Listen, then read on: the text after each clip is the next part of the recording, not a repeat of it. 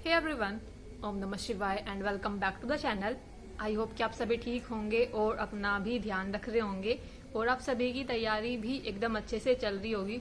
तो सबसे पहले तो आप सभी को महाशिवरात्रि की ढेर सारी शुभकामनाएं और भगवान जी आप सभी की सभी इच्छाएं पूरी करें। आप सभी की जल्दी से नौकरी लग जाए, साथ में मेरी भी लग जाए, क्योंकि मैं भी आप सभी की तरह बेरोजगार ही हूँ। तो यही सब चीजें मुझे बतानी थी। व्रत वगैरह आप सभी ने रखा होगा, जो भी चीजें हैं, ठीक है। तो अभी बात करते हैं, हम जो आज करने वाले थे वो यूपी पुलिस का एनालिसिस करने वाले थे। यूपी पुलिस का 20 जुलाई का आरडब्ल्यू के मॉक टेस्ट का एनालिसिस। तो ये दो मॉक टेस्ट मुझे ऐसा लगता है कि तो आरडब्ल्यू का यूपीएसआई का और आरडब्ल्यू का यूपी पुलिस का, ये दो मॉक टेस्ट मुझे बिल्कुल एकदम कंपलसरी है, मुझे कराने ही पड़ते हैं। ये मतलब एनालिसिस इनका कराना ही पड़ता है। तो अभी इसी के बारे में बात करेंगे क्या रहा, क्योंकि मैं थोड़ा सा लेट हो गई हूँ। मैंने अभी एक दिन पहले ये लगाया था मॉक टेस्ट और एनालिसिस एक दिन बाद आएगा। तो मैं थोड़ा सा लेट एक तो इसलिए हो जाती हूँ कि मैं मॉक टेस्ट दो होते हैं तो एक एक दिन करके लगाती हूँ। ऐसा नहीं कि एक दिन में अगर आप दो मॉक टेस्ट लगाते हो ना, तो जो आपने पहले लगाया होगा वो तो सही जाएगा, लेकिन दूसरे वाले लगाने के जब दूसरा मॉक टेस्ट लगाते हो वो इतना सही नहीं जाता। इसलिए मैं एक दिन में एक ही मॉक टेस्ट का एनालिसिस करती हूँ और फिर वीडियो भी अगले दिन आती है। तो इसलिए बहुत थोड़ा लेट सा हो जाता है मेरी तरफ से। और तो अभी इसी का एनालिसिस करते हैं। तो ज्यादा क्वेश्चन वगैरह मैंने नहीं रखे, आप सभी बताना क्या रही थी चीजें, क्योंकि मेरा स्कोर इसमें बहुत ज्यादा कुछ खास तो नहीं रहा है, क्योंकि एक दो बार काफी सही स्कोर भी आया है, जैसे कि 226 आया था शायद, ऐसा कुछ भी आया था, मतलब 220 प्लस भी आया था। लेकिन अभी मेरे जो पिछले मैंने एक दो मॉक टेस्ट लगाए हैं सभी में कम स्कोर आ रहा है यूपी पुलिस वाले में।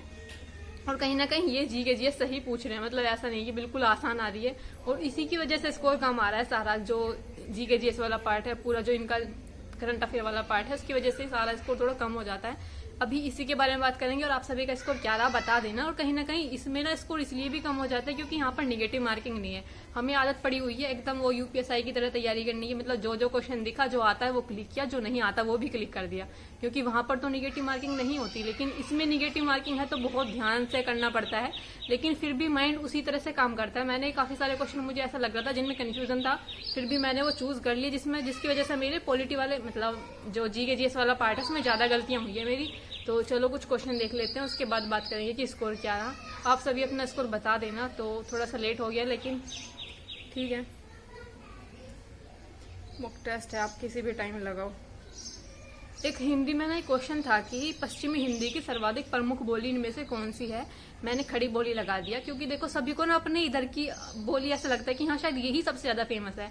तो हमारे इधर मेरठ वाले साइड क्षेत्र में ये खड़ी बोली ही बोली जाती है, तो मुझे लगा शायद ये पूरा पश्चिमी उत्तर प्रदेश के लिए यही सबसे ज्यादा प्रमुख बोली होगी।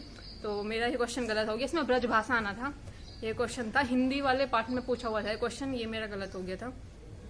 उसके बाद एक रीजनिंग में क्वेश्चन था कि कथन और तर्क वाला था। एक था कि क्या स्कूली शिक्षा को भारत में मुफ्त किया जाना चाहिए।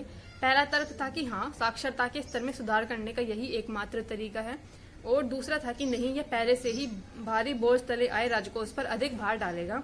तो मैंने लगाया था, पता नहीं मैंने क्या लगाया था दोनों में से। इन्होंने बताया कि यदि केवल तर्क सेकंड प्रबल है। मैंने लगाया था कि दोनों में से कोई सा भी प्रबल नहीं है। तो इन्होंने बताया कि सेकंड वाला प्रबल है। मुझे आप बताओ भाई, सेकंड वाला कैसे प्रबल है। स्कूली शिक्षा भारत में मुफ्त ही तो है, मतलब 6 से 14 साल तक के बच्चों की जो शिक्षा है मुफ्त ही तो है वो। उसके बाद ये बोल रहे हैं कि भारी बोझ तले आ जाएगा, रोज राजकोष पर अधिक बार आएगा। तो पहली बात तो जो चीज पहले से ही लागू है उसके बारे में ये ऐसे कैसे बोल रहे हैं। तो मुझे तो बिल्कुल नहीं लग रहा कि इसमें सेकंड वाला तर्क जो है प्रबल है। पहला तो बिल्कुल इसलिए गलत है, इसमें एकमात्र तरीका बोल दिया। हाँ, साक्षरता बढ़ाने का ये अच्छा तरीका है, लेकिन एकमात्र तरीका यही है ये भी नहीं है। लेकिन सेकंड वाला नहीं होना चाहिए था प्रबल, क्योंकि ये कोई ऐसी बेकार चीज तो नहीं है कि जिसको लागू करने से कोई फायदा नहीं होगा। इससे लागू करने से तो फायदा बहुत चीजें इंक्रीज होंगी, साक्षरता बढ़ेगी, तो तभी राजकोष में भी वृद्धि हो सकती है इनके, जो ये राजकोष की बात कर रहे हैं। और एक रीजनिंग में क्वेश्चन था, क्वेश्चन नंबर 16 कि अरुणिमा ने साहिल से कहा, तुम्हारे साले की इकलौती बहन का पुत्र मेरा नाती है, साहिल का अरुणिमा से क्या संबंध है। मेरा ये क्वेश्चन नहीं बन पा रहा था, पता नहीं, बस जैसे तैसे करके मैंने इसमें पुत्र लगाया था, पता नहीं मेरा कैसे ही बना था। इसमें आया था दामाद। तो मुझे एक बार आप सभी बताना ये क्वेश्चन सही है या गलत है, क्योंकि मेरा तो नहीं बन पा रहा था। एक तो इस वाले टाइप के क्वेश्चन, इनमें डायग्राम भी नहीं बन पाता, जिसमें ये बोल के कराते हैं कि उसने ऐसे उससे कहा। इस वाले टाइप के क्वेश्चन में इनमें डायग्राम भी नहीं बनता, बस ऐसे ही माइंड में सोच कर करने पड़ते हैं, जिसकी वजह से गलत हो जाते हैं मेरे क्वेश्चन। ये क्वेश्चन मेरा नहीं बना था। एक रीजनिंग में क्वेश्चन पूछा हुआ था कि कथन और कारण वाला। इसमें कथन था कि हम सर्दियों में सफेद कपड़े पहनना पसंद करते हैं और कारण था कि सफेद कपड़े गर्मी के अच्छे परावर्तक होते हैं। पहली बात तो अगर हम सर्दियों में, तो मुझे ध्यान देना चाहिए था, ये सर्दी लिखा हुआ है, गर्मियों की बात नहीं हो रही। यहाँ गर्मी होती ना तब सही होता, इस छोटी सी एक चीज की वजह से मैंने पूरा क्वेश्चन गलत कर दिया। बिल्कुल सही बात है कि सफेद कपड़े गर्मी इसके परावर्तक होते हैं, गर्मी के मतलब धूप को परावर्त करते हैं।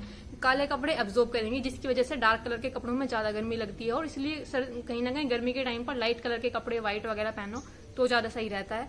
ये क्वेश्चन मैंने पूरा गलत कर दिया, जल्दबाजी में मैंने ध्यान ही नहीं दिया सर्दी है गर्मी लिखा हुआ है ऊपर।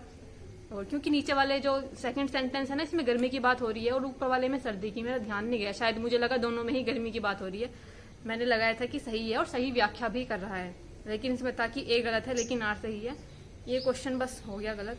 और एक क्वेश्चन था, ये भी रीजनिंग में ही था, पुलिस प्रणाली से रिलेटेड था कि विरोध प्रदर्शन कर रहा है, प्रदर्शन में क्रम में प्रदर्शनकारियों और पुलिस के बीच तनाव लगातार बढ़ता जा रहा है और शीघ्र ही इनके बीच हिंसक झड़प एवं टकराव की संभावना बढ़ गई है। ऐसे हिंसक टकराव को रोकने के लिए नेतृत्वकर्ता के रूप में आपका तुरंत निर्णय क्या होगा? तो मैंने लगाया था कि प्रदर्शनकारियों से शांति एवं संयम की अपील करना। मतलब कहीं पर ऐसी स्थिति है तो सबसे पहले आप उनसे मतलब यही तो कुछ अपील कर सकते हो कि शांति रखे, संयम रखे, लेकिन इन्होंने बताया कि जुलूस को अगले स्थान तक पहुंचने का निर्देश देना, ये था। तो आप बताना आपने क्या लगाया था। मुझे तो इसमें सी वाला ही ज्यादा सही लग रहा था कि कहीं ना कहीं ये होना चाहिए था। उसके बाद एक और ऐसा क्वेश्चन था आज ना, ये जो रीजनिंग वाले पार्ट में ऐसे क्वेश्चन से बहुत थे जो पुलिस प्रणाली के या जो क्या कहूँ थ्योरी वाले से जो क्वेश्चन थे, मतलब सोल्व करने से ज्यादा थ्योरी वाले जो क्वेश्चन थे ना, और इनमें पूछ भी ऐसे रखे थे। एक क्वेश्चन था कि आपका राज्य शीघ्र ही एक विशाल राज्य स्तरीय खेल का आयोजन करने वाला है। आप बागवानी विभाग के निदेशक हैं तथा आप पर ही आयोजन स्थल और शहर के सुंदरीकरण की जिम्मेदारी है। इसके लिए आप क्या करेंगे? मैंने लगाया था कि इसमें पूरे शहर में लोगों से पौधारोपण करने के लिए कहेंगे। तो ये क्वेश्चन मेरा गलत हुआ। मैंने पता है क्यों लगाया था, क्योंकि उसमें कहा है कि पूरे शहर के सुंदरीकरण की बात हो रही है। सिर्फ ऐसा नहीं कि जहां पर खेल का आयोजन हो रहा है सिर्फ वहीं को उसी जगह को सुंदर बनाना है। जबकि डी वाले ऑप्शन में क्या कह रहा है कि जहां पर खेल का आयोजन हो रहा है वहीं उसी जगह को सिर्फ अच्छा रखना है, बाकी की जगह भी तो साफ सुथरी होनी चाहिए। जब इन्होंने यहाँ पर बोल रखा था कि स्थल को, आयोजन स्थल को और शहर के सुंदरीकरण की जिम्मेदारी, तो मुझे लगा कि ये सी वाला काम जो है पूरे शहर के लिए हो जाएगा। तो ये क्वेश्चन मेरा गलत हुआ था। ये इसमें रीजनिंग वाले पार्ट में था। यही मेरे ज्यादा क्वेश्चन आज ये पुलिस प्रणाली वाले, ये पुलिस सिस्टम से वाले ये ज्यादा गलत हुए, जिसमें कथन तर्क हो गए, कथन निर्णय वाले, कथन पूर्व धारणा। और आज जो वो चयन वाला क्वेश्चन पूछ रखा था ना, कितना अजीब क्वेश्चन था। वो दो क्वेश्चन थे 49 और 50। दोनों क्वेश्चन शायद मेरा एक क्वेश्चन उसमें से सही हुआ है। एक तो उसमें इतनी बड़ी बड़ी शर्तें दे रखी थी, ऊपर से कभी कभी समझ नहीं आता। जो सबसे पहली शर्त दे रखी थी वो वाणिज्य विभाग वाली, और उसमें एमबीए दे रखा था। फिर समझ नहीं आता कि इसको एमबीए को वाणिज्य विभाग में जाएगा या नहीं जाएगा, क्योंकि उसमें 2-3 शर्तें थी। तो वो वाला क्वेश्चन मुझे, चयन वाला क्वेश्चन बहुत बेकार लग रहा था। तो उसमें शर्तें इतनी बड़ी बड़ी थी। फिर उसके बाद सिवाय में भी दे रखा था, और उसके बाद जो कथन दे रखे थे ना वो भी इतने बड़े बड़े थे, उनको पढ़ते पढ़ते ही तो सारा हो गया। सारे क्वेश्चन बता दिए मैंने। अब देख लेते हैं स्कोर। हिंदी में जो मेरा रहा था, हिंदी में भी आज कम क्वेश्चन सही हुए हैं। हिंदी में मेरे 29 क्वेश्चन सही थे और 8 क्वेश्चन गलत थे। 8 मिनट सही क्वेश्चन को करने में लगे थे और 3 मिनट गलत क्वेश्चन को करने में। रीजनिंग में 41 क्वेश्चन सही थे, 9 क्वेश्चन गलत थे, 51 मिनट सही क्वेश्चन को करने में और 12 मिनट गलत क्वेश्चन को करने में। और मैथ में अगर मैं बात करूँ तो मैथ में 22 क्वेश्चन सही थे, 0 क्वेश्चन गलत थे, 19 मिनट सही क्वेश्चन को करने में लगे थे। 3 क्वेश्चन मेरे बन नहीं पा रहे थे, मैंने रखे नहीं। वो कौन कौन से थे, मुझे रखने चाहिए थे। वैसे 3 क्वेश्चन थे, मैंने 2-3 बार ट्राई किया, नहीं बने थे। एक तो उसमें था वो जो क्वेश्चन था पूंजी वाला, प्रॉफिट, पूंजी, प्रॉफिट, इतने का प्रॉफिट हुआ, इतने की पूंजी हुई। उसमें जो वो चीजें बोल रहा था ना कि क्या नाम है उसको, सबसे पहले जो उसका लाभ होगा, लाभ को आधा आधा कर देते हैं वो, उसके बाद जो बचा हुआ लाभ उसका अंतर दे रखा था। वो वाला क्वेश्चन मेरा नहीं हुआ था एक तो, और 2 क्वेश्चन और थे कोई। तो मेरे मैथ के 3 क्वेश्चन नहीं बने थे, फिर मैंने उनको ऑन अटेम्प्ट ही छोड़ दिया था, नहीं बन रहे थे बिल्कुल। तो मुझे लगता है सब्जेक्ट में मैंने सारे में बता दिया। मैथ में मुझे लगता है ये इसमें से 2-3 जो क्वेश्चन थे इसमें से हो जाना चाहिए था एक आधा, तो मैथ में इतना रहा था। तो टोटल अगर मैं स्कोर की बात करूं तो मेरा जो स्कोर रहा था ये रहा था 207 300 में से, और 2172 रैंक थी, 3490 में से 92 परसेंटाइल थी। 111 क्वेश्चन सही थे, 30 क्वेश्चन गलत थे, 9 क्वेश्चन अनअटेम्प्ट थे और 78% जो थी एक्यूरेसी थी। मैंने इसमें जो पॉलिटी वाला पार्ट है इसमें मैंने ज्यादा क्वेश्चन कर दिए थे शायद गलत, हाँ उसमें मैं बताना ही भूल गई। जनरल अवेयरनेस में मेरे 19 क्वेश्चन सही हैं और 13 क्वेश्चन गलत हैं। 6 क्वेश्चन अनअटेम्प्ट है, 4 मिनट सही क्वेश्चन को करने में, 5 मिनट गलत क्वेश्चन को करने में। मेरे जी के जीएस वाले पार्ट में ज्यादा क्वेश्चन गलत हैं, तो यहाँ से भी मेरा स्कोर कम हुआ है। और टोटल स्कोर भी मैंने आप सभी को बता दिया। इसमें रहा था मेरा 207, लेकिन अगर आप देखोगे 207 नंबर पर भी 92 परसेंटाइल दिखा रहा है। इसका मतलब शायद मॉक टेस्ट का लेवल इतना भी ज्यादा आसान नहीं था, तो शायद लेवल थोड़ा ठीक रखा गया था, इसलिए 92 परसेंटाइल है। तो बाकी देखो इतना ही रहा था स्कोर तो मेरा। मैंने सभी चीजें बता दी। मुझे मैथ में मेरे 2 दिन क्वेश्चन जो नहीं बन रहे थे वो मैंने स्किप कर दिए थे, और रीजनिंग में मेरी काफी गलतियां हैं। सबसे ज्यादा तो मेरी गलतियां जीएस में ही है, क्योंकि 13 क्वेश्चन गलत है वहां पर। तो इसलिए इन सभी चीजों पर काम करेंगे, इनको इंक्रीज करने की कोशिश करेंगे। इसका स्कोर आप सभी का क्या स्कोर रहा प्लीज बता देना, और कोई क्वेश्चन हो तो वो भी बता देना। बाकी मिलते हैं नेक्स्ट वीडियो में, तब तक के लिए bye bye, take care and Radhe Radhe.